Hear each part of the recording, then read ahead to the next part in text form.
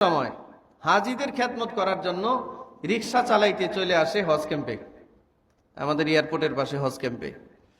যারা হাজি হয় এয়ারপোর্ট থেকে হজ ক্যাম্পে নিয়ে যায়, এই লোকগুলোকে নেওয়ার সময় লোকটা ভাড়া নেয় না, হাজিদের খেদমত করে।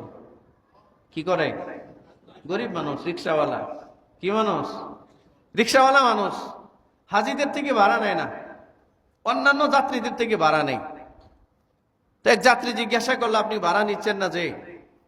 বলে, আমি আল্লাহর মেহমানদের একটু খেদমত করি। আল্লাহর মেহমান, তারা আল্লাহর মেহমান, আমি তাদের একটু খেদমত করি। আমি তো আর হজে যাওয়ার তৌফিক আমার নাই, এই জন্য আল্লাহর ঘরের মেহমানদেরকে একটু খেদমত করি।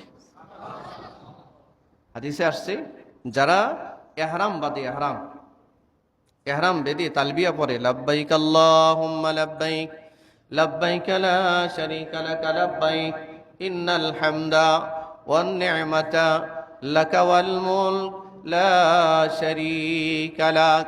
এই মানুষগুলোর শরীরে একটা ফিলিংস আছে আলাদা। এহরামের কাপড় পরে দেওয়ার, তার গায়ে জড়াবার সাথে সাথে সে অন্য একটা জগতে প্রবেশ করে। সে যেই থাক, পাপী হইলেও তার জগৎটা আলাদা।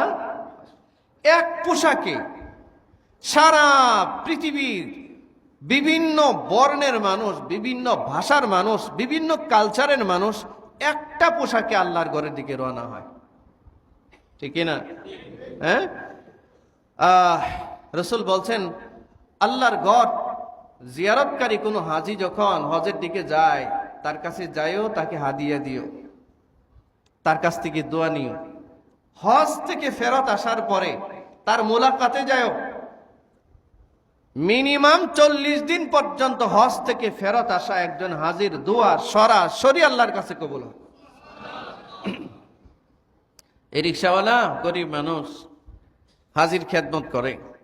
এই যাত্রী বলল যে, আপনি যে টাকা নিচ্ছেন না, হজ ক্যাম্পে যাবো আমি। বলে, না, আল্লাহর মেহমান হিসাবে আমি খেদমত করতেছি।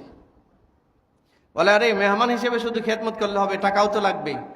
বললো, যে টাকা তো নেই, অন্যদের কাছ থেকে নেই, কিন্তু যারা এই আপনার হজ ক্যাম্পে যায়, হজ করতে যায়, তাদের থেকে আমি টাকা নেই না।